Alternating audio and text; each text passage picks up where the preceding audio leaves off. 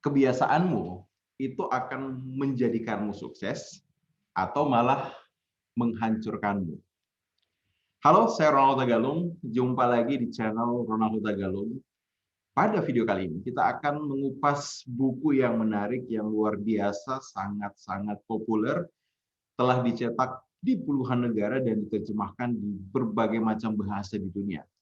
Buku kita pada episode kali ini adalah Seven Habits of Highly Effective Teens. Nah, buku ini sebenarnya adalah buku yang ditulis oleh anaknya dari seorang praktisi pengembangan SDM dunia, Stephen Covey, yaitu Sean Covey. Jadi kalau bapaknya menulis buku Seven Habits for Highly Effective People, maka kemudian Sean Covey menuliskan versi dari 7 kebiasaan sukses untuk remaja. Nah, apa saja yang dituliskan oleh Sean Covey di dalam buku ini?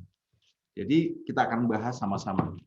Oh ya, buat Anda yang baru pertama kali lihat channel ini, di channel ini salah satu playlistnya adalah kita akan bedah buku tentang bagaimana mengembangkan diri.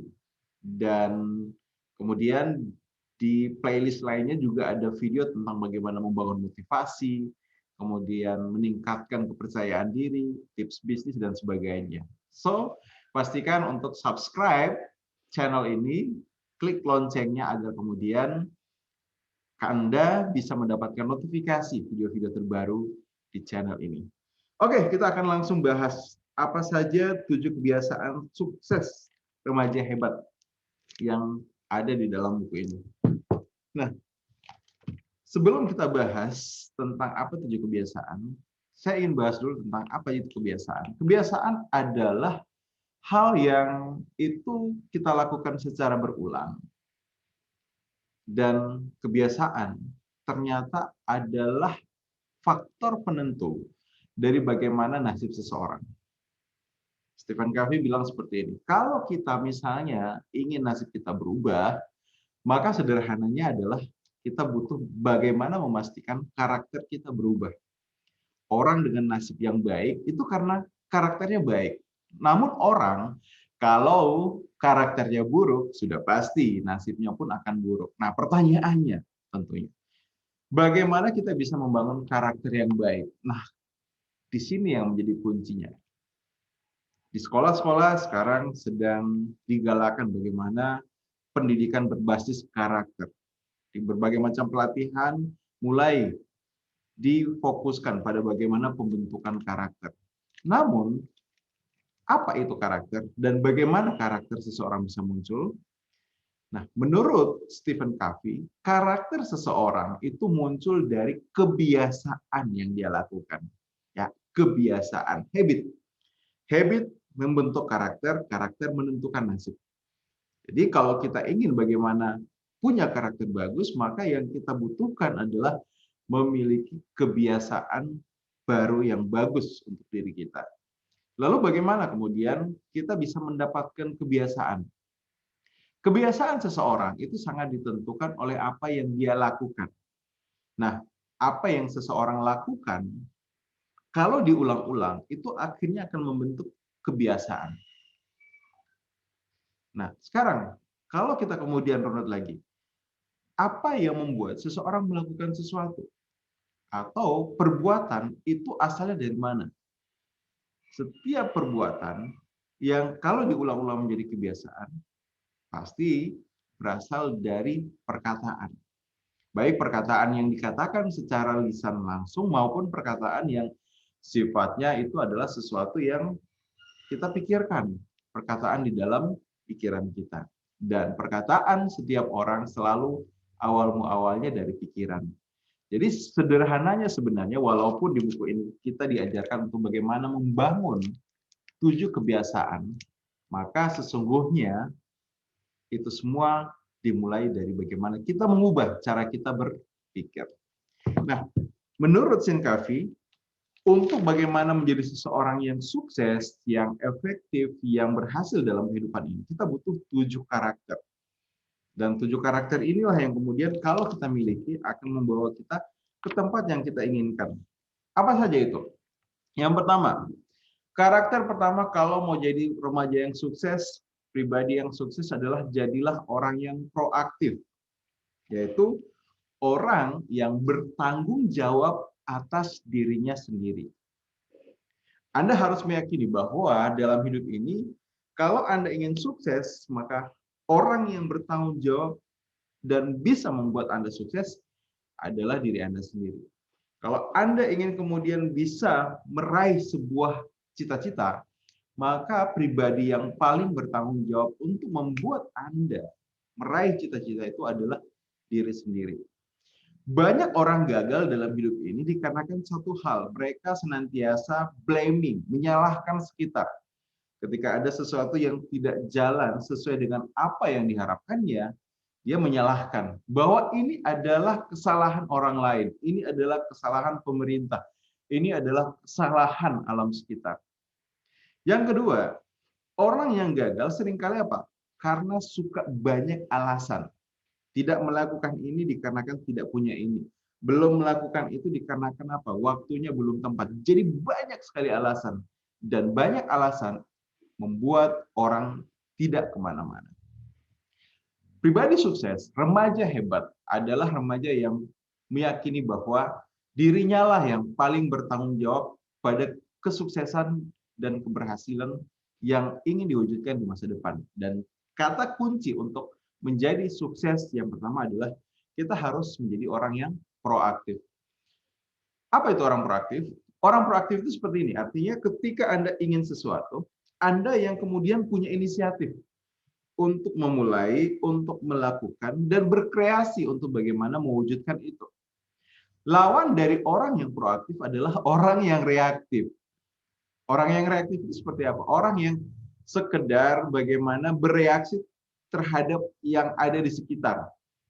Orang yang ketika misalnya dia ingin sesuatu, dia tidak menunjukkan inisiatif lebih dulu, tapi kemudian bagaimana menunggu agar kemudian situasi sesuai dengan apa yang diharapkan, atau ada yang mendorong dia untuk melakukan, barulah dia bereaksi untuk melakukan hal itu. Dan ini adalah karakter buruk yang dimiliki orang-orang yang dia akan sulit untuk sukses. Karena hanya mengandalkan pada apa yang ada di sekitar. Bereaksi saja, bukan secara proaktif dalam hidup itu. Itu yang pertama. Nah, contoh misalnya bagaimana menjadi pribadi yang proaktif. Anda mengalami kesulitan di dalam belajar. Ada hal-hal yang itu belum Anda mengerti. Pribadi yang proaktif akan kemudian berpikir, bagaimana caranya ya saya bisa memahami pelajaran yang saya belum pahami. Mungkin yang pertama, menanyakan kepada teman yang kira-kira tahu materi itu. Atau bertanya kepada guru, atau ikut les, atau misalnya mungkin sekarang sangat-sangat mudah itu. Googling saja atau cari di YouTube, maka akan ada banyak pilihan alternatif jawaban yang mungkin saja itu membantu Anda menyelesaikan masalah Anda. Itu adalah pribadi yang proaktif. Tapi kalau pribadi yang reaktif, ketika misalnya nilainya jelek, yang dia lakukan adalah mengeluh, menyalahkan guru, dan kemudian membenarkan bahwa kalau kemudian dia tidak lulus, nilainya jelek, itu adalah hal yang wajar, dan dia menerima itu. Ya, seperti itu. Jadi, yang pertama, kebiasaan yang butuh kita bangun adalah selalu jadilah pribadi yang proaktif.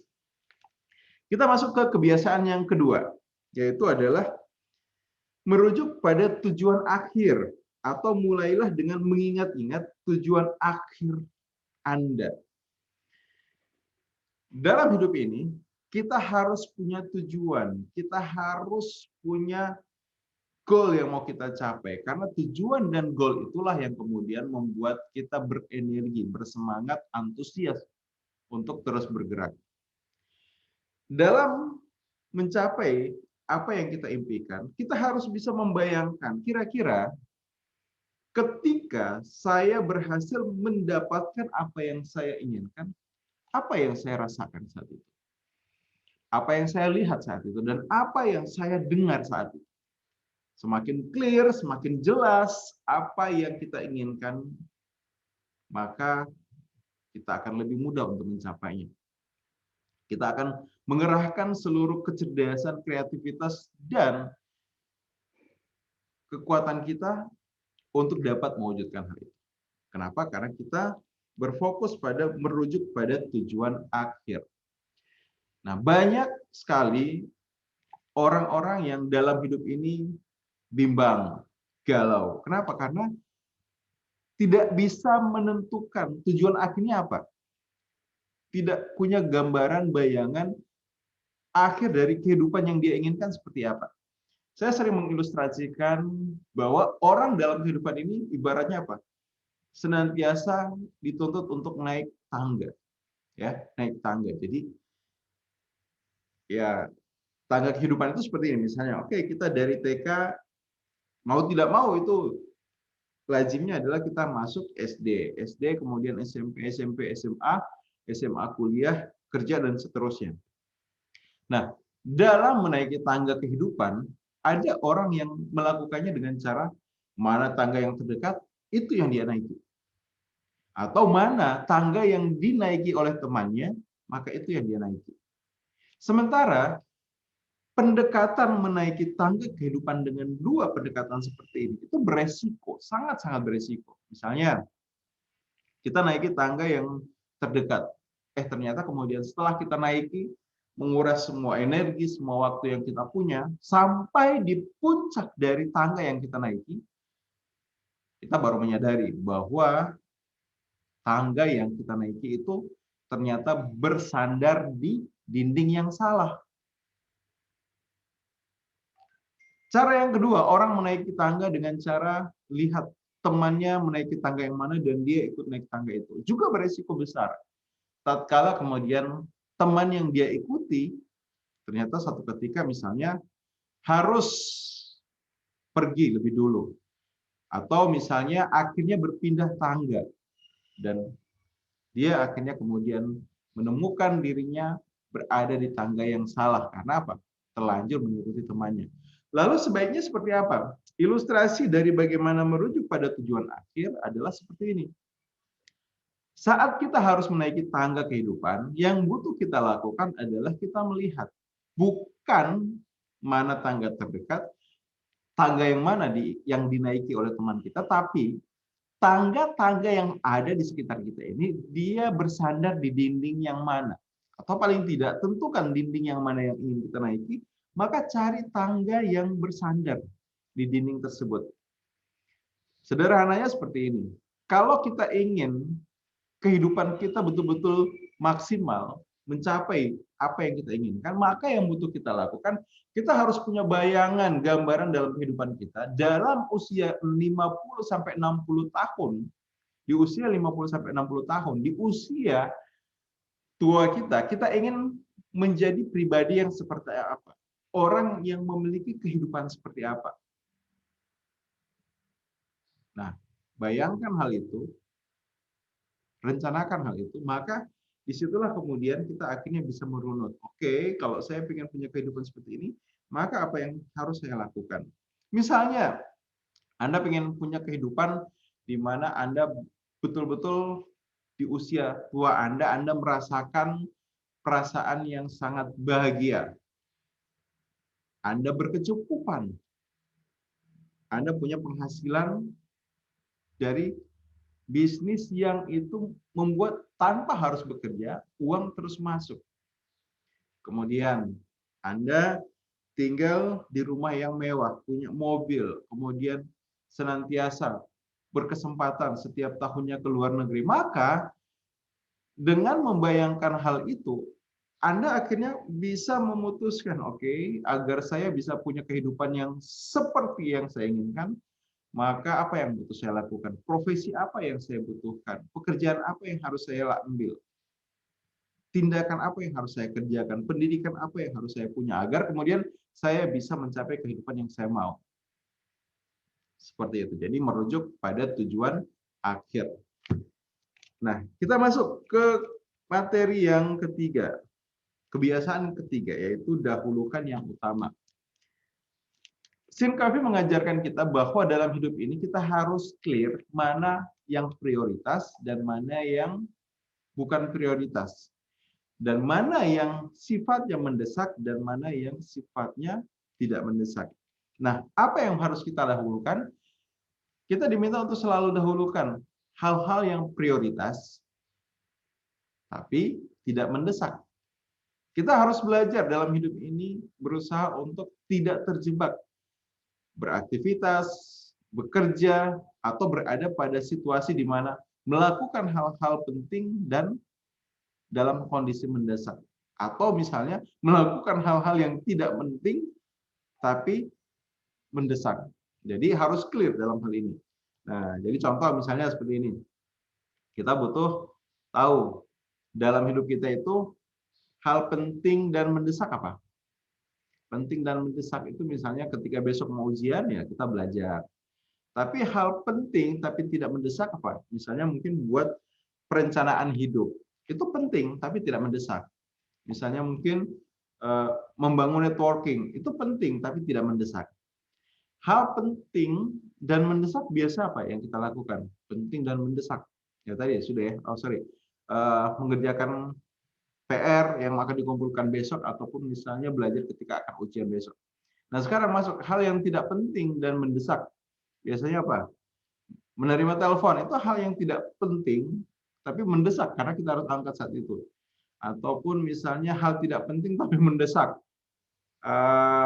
Kita nonton bola, ya, tidak penting karena tidak mempengaruhi hidup kita, tapi mendesak karena hanya tayang di jam itu.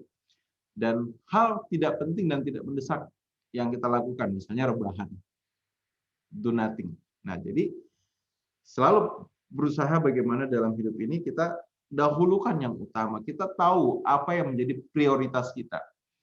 Orang-orang sukses adalah orang-orang yang senantiasa tahu apa yang menjadi prioritas dalam hidupnya, sehingga dia mengerahkan seluruh pikiran, perasaan, dan waktunya pada apa-apa yang betul-betul utama. Mereka tahu bahwa dalam hidup ini, waktu adalah hal yang sangat berharga yang itu tidak akan bisa terulang. Ketika kita salah mengalokasikan waktu kita, bukan pada hal yang utama, bukan pada hal yang penting, bukan pada hal yang prioritas, maka kita telah menyia-nyiakan waktu dan membuat kita akhirnya menjadi semakin lama, semakin jauh dari sukses yang kita harapkan. Oke, nah kita sekarang masuk kepada kebiasaan keempat. Di kebiasaan keempat, Stephen Covey mengatakan bahwa sebagai remaja, ya, karena ini buku ditujukan buat remaja, 14, maka kita butuh dalam kehidupan ini senantiasa apa? Berpikir menang-menang. Dalam berinteraksi dengan orang, dengan sekitar, itu ada orang yang berpikir menang, kalah. Artinya apa? Saya menang dan kamu kalah. Nah, cara berpikir ini itu adalah cara berpikir yang egois yang akan membuat kita akhirnya susah untuk kemudian bisa mencapai sukses yang berkesinambungan. Karena bisa jadi dalam satu komunikasi, dalam satu kegiatan, kita menggunakan mindset saya menang, kamu kalah, kita mungkin berhasil. Tapi perhatikan, setelah itu mungkin kita akan kesulitan untuk berkomunikasi, bertransaksi, berkegiatan dengan orang lain. Karena orang merasa bahwa kita egois, hanya mementingkan kemenangan buat kita sendiri. Atau ada juga orang yang dalam sehari-hari itu menerapkan prinsip saya kalah, kamu menang. Orang seperti ini adalah orang yang senantiasa inginnya terus menyenangkan orang lain, membahagiakan orang lain, membuat orang lain beruntung, walau itu kemudian harus membuat dia kalah, harus membuat dia akhirnya rugi, harus membuat dia akhirnya kehilangan kesempatan. Nah, ini juga adalah kebiasaan yang tidak baik.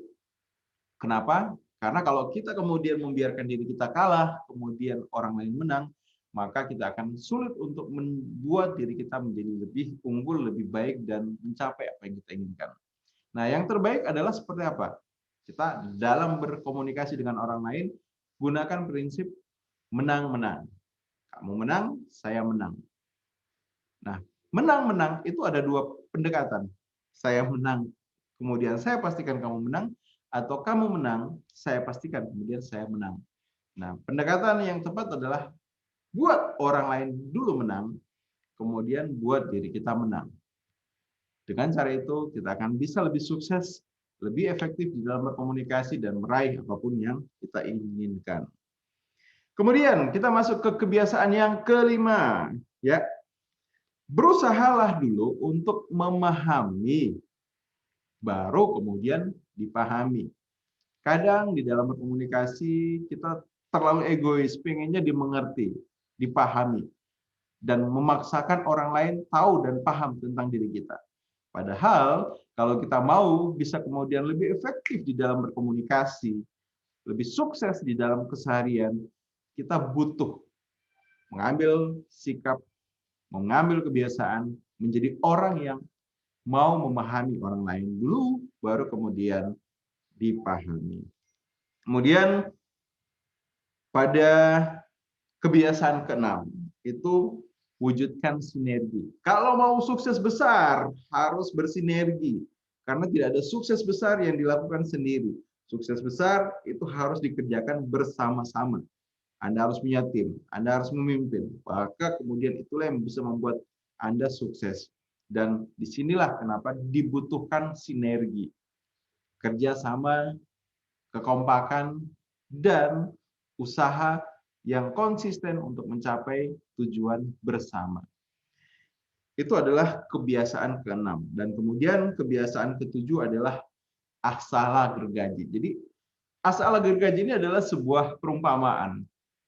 Dari ketika misalnya Anda ingin memotong sebatang pohon, maka ketika Anda mau memotong pohon, bukan seberapa keras Anda berusaha memotong pohon yang membuat pohon itu rubuh, tetapi seberapa tajam gergaji Anda. Sehingga penting dalam hidup ini kita terus mengasah gergaji. Artinya apa? Terus belajar, terus melatih diri, terus mengembangkan diri. Hanya dengan belajar, melatih diri, dan mengembangkan dirilah kemudian kita akan semakin tajam dan akhirnya bisa mencapai apapun yang kita inginkan. Nah, ketujuh kebiasaan ini sebenarnya dibagi menjadi 3 kelompok utama. Yang pertama adalah kemenangan pribadi, itu berisi tentang 3 kebiasaan di awal, yaitu tentang bagaimana menjadi pribadi yang proaktif, kemudian merujuk pada tujuan akhir dan mendahulukan yang utama. Kalau kita lakukan 3 hal ini akan memastikan kita menjadi pribadi yang menang, ya, menang secara pribadi. Kita tahu apa yang kita inginkan, kemudian kita inisiatif melakukan itu, kita tahu mana yang prioritas, dan kemudian kita senantiasa dahulukan yang utama. Kemudian kebiasaan keempat, kelima, keenam, yaitu berpikir menang-menang, memahami dulu baru dipahami, dan mewujudkan sinergi adalah strategi untuk bagaimana kita bisa mencapai kemenangan publik, kemenangan bersama, kemenangan di masyarakat, kemenangan di sekitar kita. Dan kemudian yang ke-7 adalah tentang pembaharuan. Ya, seperti itu. Oke, jadi itu 7 kebiasaan para remaja yang sangat efektif dari Steve Covey.